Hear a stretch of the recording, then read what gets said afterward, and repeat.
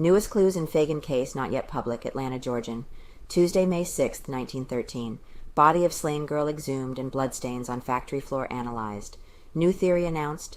Solicitor believes victim may have been thrown still alive down elevator shaft. Solicitor General Dorsey, Chief of Detectives Lanford, Chief of Police Beavers, and all men working under them in the Phagan case seem thoroughly satisfied with the progress they are making in the great mystery. They are actively engaged in many unknown directions, as they say, piling up evidence to strengthen the case. What evidence the officials have other than that which has already been made public, they refuse to divulge. Solicitor Dorsey declines to make public his case in the newspapers. He is investigating every phase of the matter through trusted men working under this own direction. It is perfectly proper for the chief prosecuting officer to withhold any and all evidence until such time as he may present his case to the grand jury. That there is new and startling evidence seems true, but just what it indicates the officials refuse to say, and the newspaper reporters therefore are merely guessing at what may be or may not be the actual facts. Solicitor is reticent. Solicitor Dorsey was reticent about the nature of the most recent discoveries, but his guarded statements indicated that he considered the disclosures which have been made by the force of detectives, physicians, and chemists working under his direction as having a most important bearing on the solution of the crime. Mr. Dorsey issued this statement.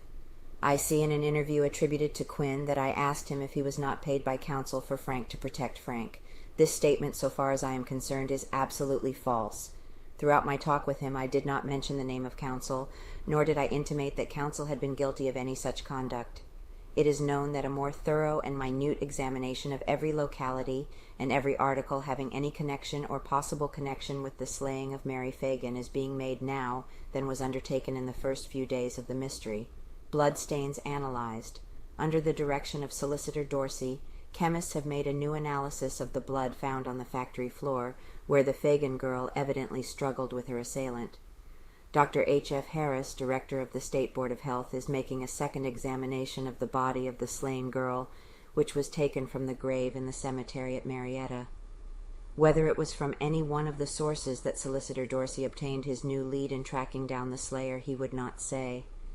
He would only repeat that every clue that offered the slightest ray of hope would be followed to the end, may have been hurled down shaft. A startling theory announced by the solicitor is that the body of Mary Phagan was thrown alive down the elevator shaft from the second floor to the basement. He has found that the soil at the bottom of the shaft is soft, and that the girl might not have been seriously injured by a fall of this distance. He would not be surprised if subsequent developments proved that the girl was slain not on the second floor of the factory, but in the basement at just about the spot where the body was found. To ensure that not the smallest particle of evidence is overlooked, Solicitor Dorsey is continuing his rigid investigation of the factory itself. Electric lights have been strung in every nook and corner of the basement, where before it was black and gloomy. The dirt and trash covering the floor is being searched painstakingly in the hope that some telltale clue may be discovered, that the girl's missing purse may be found, or that some article disclosing the identity of the slayer may be turned up. The report of Dr. Harris probably will not be made public until Thursday, when the inquest resumes. Meanwhile, the solicitor is working on the information that he receives from time to time from Dr. Harris, from the chemists who have analyzed the blood-stained chips of wood taken from the factory floor, and from Dr. Claude A. Smith, city bacteriologist, who has analyzed the bloodstains on the shirt found at the home of Newt Lee. Solicitor Dorsey telegraphed to New York Tuesday to verify a statement concerning Frank contained in an unsigned letter. The solicitor said that the Pinkerton detectives would not be admitted to his conferences with the city police. The grand jury will meet Friday and probably will take up the case then, if a verdict has been rendered by the coroner's jury. Edition from Extra on May 6th, editor.